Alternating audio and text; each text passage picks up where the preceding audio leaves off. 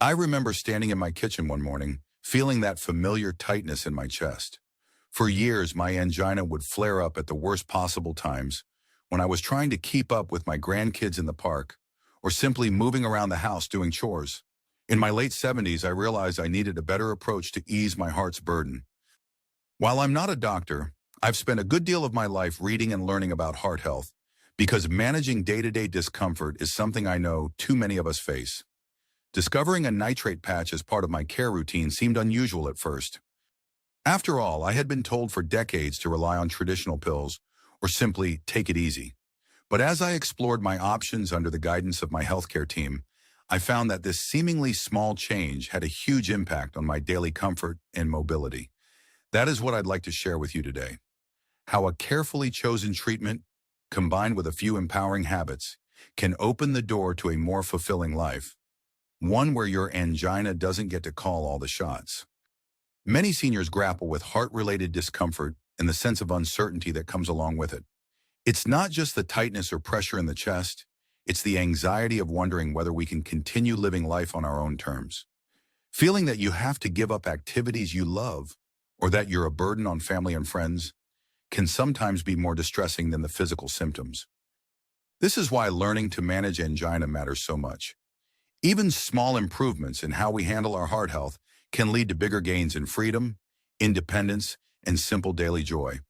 Whether that's strolling around your neighborhood without constantly checking your pulse, or feeling confident enough to plan a weekend trip with your loved ones. Every bit of relief counts. I'm going to share 3 lessons I've learned that helped me feel more hopeful about angina control. They've given me a sense of opportunity, like life isn't just about waiting for the next flare-up. These lessons revolve around understanding how your body responds to medication, incorporating gentle yet meaningful physical activity, and tackling the fears that often hold us back from asking the right questions or trying new approaches. Think of these as stepping stones rather than magic fixes. I will never tell you to start or stop any medication on your own. Instead, I want to show you a way to ask better questions, gather the right information, and ultimately shape a plan with your doctor that fits your body and your life. Over the course of our time together, I hope you'll see a path that's both realistic and inspiring. My hope is that by the end, you'll feel confident about exploring different possibilities for angina relief, especially if some of the usual suggestions haven't given you the results you'd hoped for. I've walked this road and know it's not always easy, but I also believe that with the right knowledge and approach, there's more room for living well than many of us have been led to believe. Before we jump in, I'd love to know if you've already tried any strategies for angina, like certain exercises, dietary changes, or a particular medication routine. I'm always curious about what others have discovered on this journey. Feel free to think about your own experiences and which aspects of your heart health feel most pressing. As we move ahead, keep in mind that we each have unique circumstances, and nothing here is meant to replace the advice of a qualified healthcare provider. Rather, it's an invitation to consider fresh perspectives and perhaps find new ways to talk with your doctor about living more fully with or without chest discomfort. Let's begin by challenging something many of us have assumed, that once you have angina, there's not much you can do beyond popping pills and resting. It's a belief that sounds logical on the surface, especially if you've been told your heart needs a break from stress. But there's a hidden misconception here, that all medications are one size fits all, or that more pills will always fix the problem. Take Marion, who is 75 and lives in a small apartment by herself. After repeated bouts of chest tightness, her doctor prescribed a short-acting nitrate spray to use whenever she felt an episode coming on. Marion obediently followed this plan for months, yet she found it difficult to predict exactly when her angina would strike. Sometimes by the time she managed to grab the spray, the pain had intensified. She resigned herself to the idea that her angina was simply too unpredictable to manage well. The shift happened for Marion when she discovered, through another member of her senior center, that some people wear a nitrate patch that gradually helps keep blood vessels relaxed throughout the day. Initially, Marion thought, wait, I'm already taking nitrates. Why add another method? But under her doctor's supervision, she learned that a patch can provide a steady release of medication and might reduce flare-ups before they start. This wasn't a miracle cure, but it gave her a degree of control she didn't have before. Instead of frantically fumbling for a spray, she noticed fewer sudden moments of chest pain. That newfound sense of predictability allowed her to plan outings and activities without the nagging worry of an attack catching her off guard. From Marion's example, we learn that it's vital to understand how your specific medication works and whether it aligns with your lifestyle. If something isn't helping you manage symptoms effectively, there may be alternative forms, like patches, longer-acting pills, or a different dosage schedule. These are the sorts of questions you can bring to your doctor or pharmacist, who often have insights into lesser-known options. This is not about replacing your entire treatment plan, it's about customizing it. By having a conversation that's focused on your day-to-day life, you can explore ways to reduce the burden of constant worry. After all, consistent relief may not just be about how strong a medication is, but how well it fits into your normal routine. When you have a more reliable medication approach, the emotional benefits can be just as significant as the physical ones. Anxiety over what if this flares up in the grocery store line, or I need to avoid leaving the house today, slowly starts to recede. It's important, though, to work closely with your healthcare team when considering any change. They can help you figure out if a patch, or another alternative, interacts with your other medications, or if you need to time your doses in a specific way. Remember, knowledge is power, and in this case, it's also peace of mind. Let's move on to another misconception, that if you're dealing with heart issues, the safest route is to cut down on physical activity as much as possible. This is an easy conclusion to reach, especially if you've had an angina episode in the middle of a walk or climbing a flight of stairs. I certainly felt that hesitation myself. But an overly cautious approach can backfire, leading to weaker muscles, reduced mobility, and sometimes even more frequent angina because your heart isn't getting the gradual conditioning it needs. Henry, who is 80, used to be a passionate gardener. After being diagnosed with stable angina, he was terrified the chest tightness would strike if he went outside to tend his vegetables. For a year, he let his once thriving garden turn into a patch of weeds. He felt safer resting indoors, but soon he noticed a decline in his energy and an uptick in his overall discomfort. By the time he walked from the couch to the kitchen, he'd be winded and anxious. What changed for Henry was a supervised cardiac rehabilitation program recommended by his physician.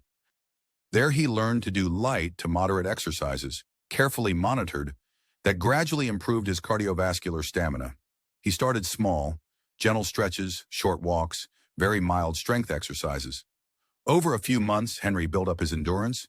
He even found ways to continue his gardening at a slower, steadier pace, taking breaks before he felt tired.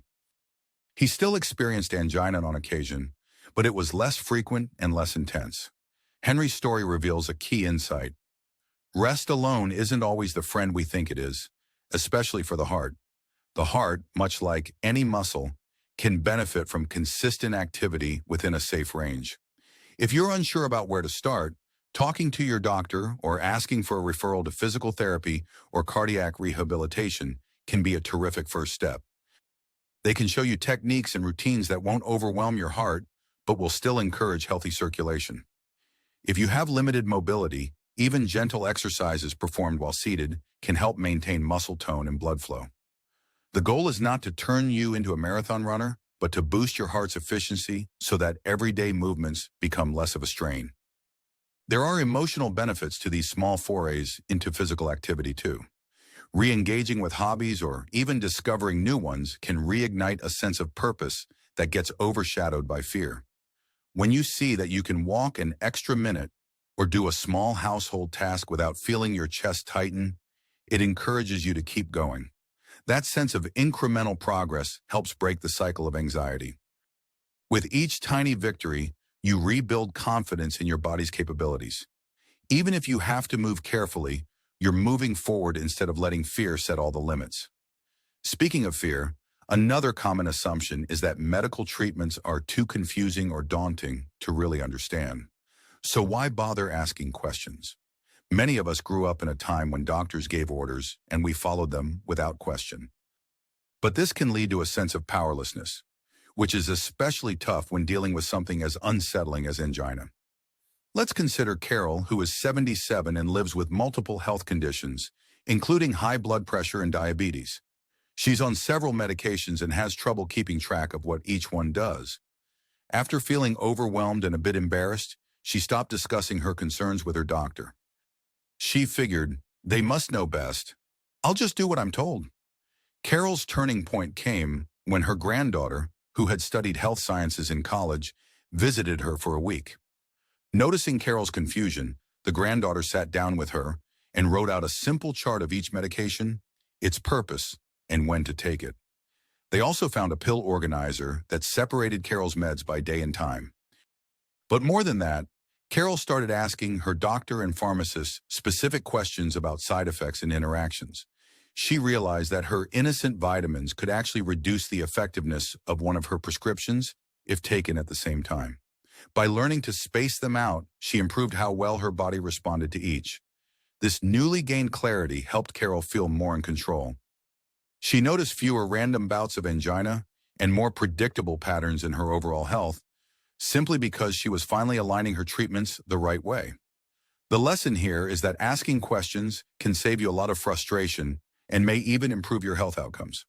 It's not about challenging your doctor's authority, it's about becoming a partner in your own care. Healthcare providers appreciate patients who communicate openly, and they often have resources to make the medication puzzle less daunting. The emotional relief from understanding what goes into your body and why is enormous. Rather than feeling like you're lost in a sea of pills and instructions, you become the captain of your healthcare journey, steering, adjusting course, and feeling the satisfaction of making informed decisions. By now, we've touched on medication forms, exercise, and the value of being inquisitive. I'm curious if anything so far resonates with your experience. Maybe you found your own ways to keep track of medications, or perhaps you've tried a new exercise routine with interesting results. It helps to share these stories with others who are on the same path. So if you feel comfortable, think about who in your community or family might benefit from hearing about your progress.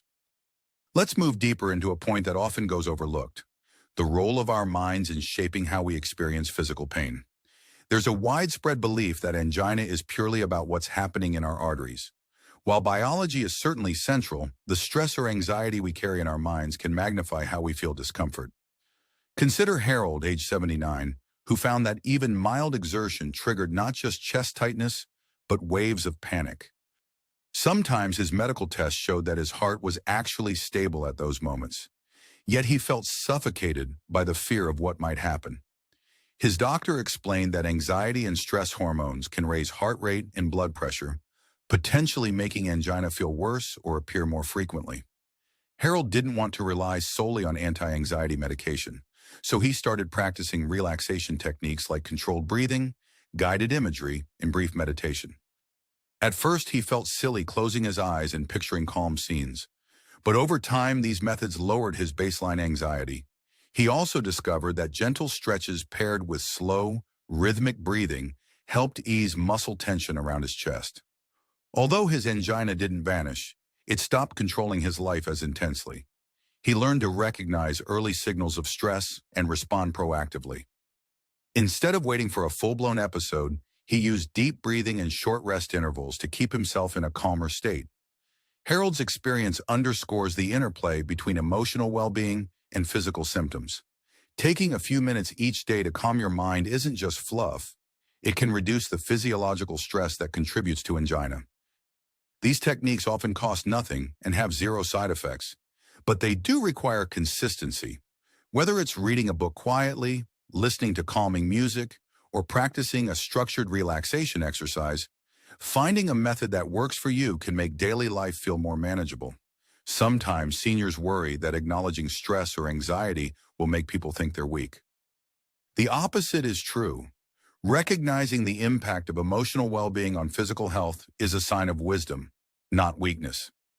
If you're comfortable, you can also explore counseling or group therapy where you'll meet others who have faced similar challenges.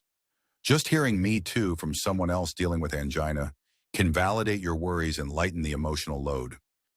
Let's touch upon an often overlooked topic: nutrition and how it fits into managing angina.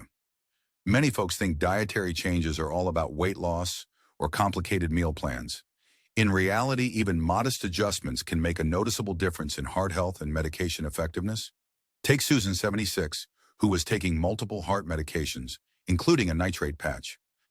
Her doctor mentioned watching her sodium intake, but that advice felt too vague. She assumed it meant she had to give up every bit of flavor in her food. Disappointed but determined, she tried a no-salt diet that was so bland she gave up within a week.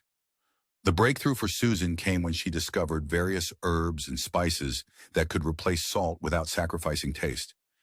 She learned to marinate chicken with rosemary and lemon, add a sprinkle of paprika to her vegetables, and use garlic and onion powder to bring out natural flavors. Gradually, she lowered her sodium intake without feeling deprived. Over a few months, she noticed her blood pressure readings improved slightly, and her angina episodes seemed less frequent. While the dietary changes alone did not cure her condition, they worked in harmony with her medications to keep her heart from being overloaded. She felt more in control and enjoyed her meals. For those with angina, it's not just about salt. Balancing nutrients like potassium, magnesium, and fiber can also help maintain better cardiovascular function. Leafy greens, bananas, beans, and whole grains are often recommended. But remember that every individual has unique needs. If you're on specific medications, check with your healthcare provider about potential food interactions. For instance, certain heart drugs can alter how your body handles potassium, so adding a large amount of potassium-rich foods could become problematic. The key is awareness and small, sustainable shifts in your eating habits. Rather than making drastic changes overnight, test one new recipe or one new spice at a time.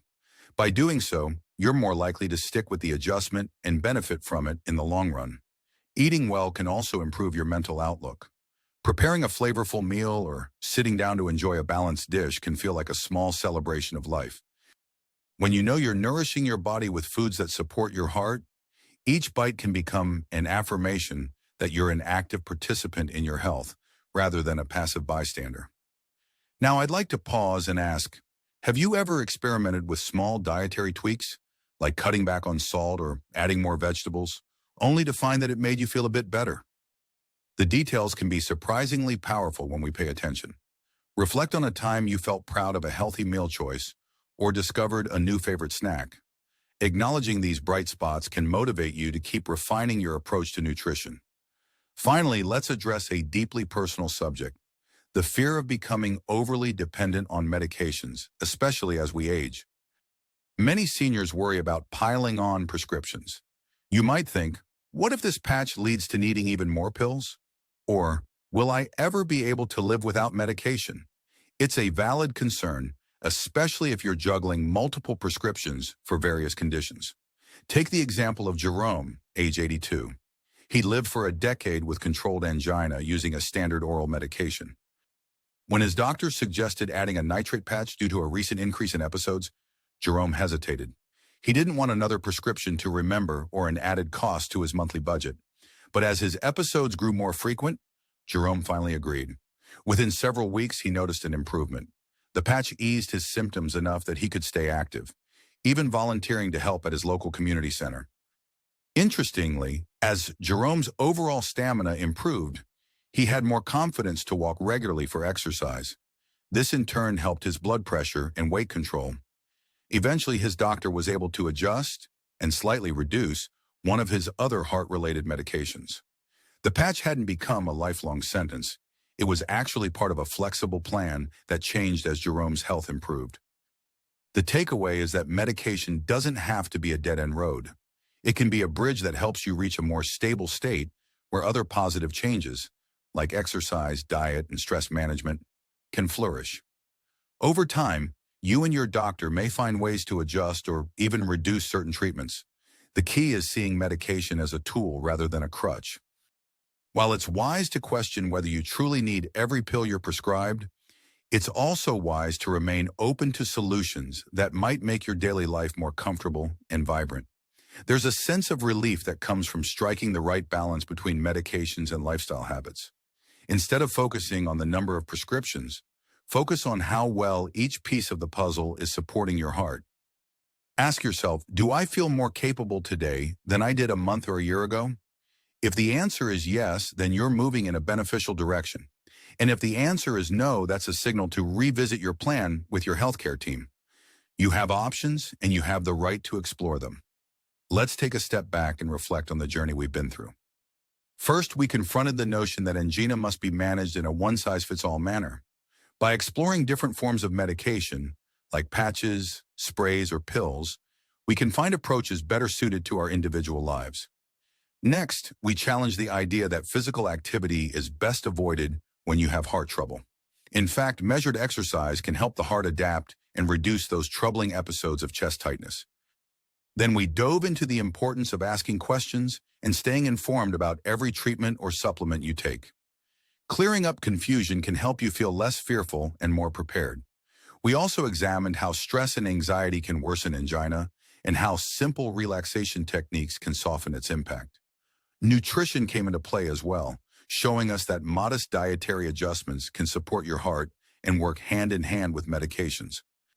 And finally, we talked about the emotional hurdle of adding or adjusting medications and how the right solution can actually pave the way to fewer limitations and possibly even less reliance on certain treatments down the line.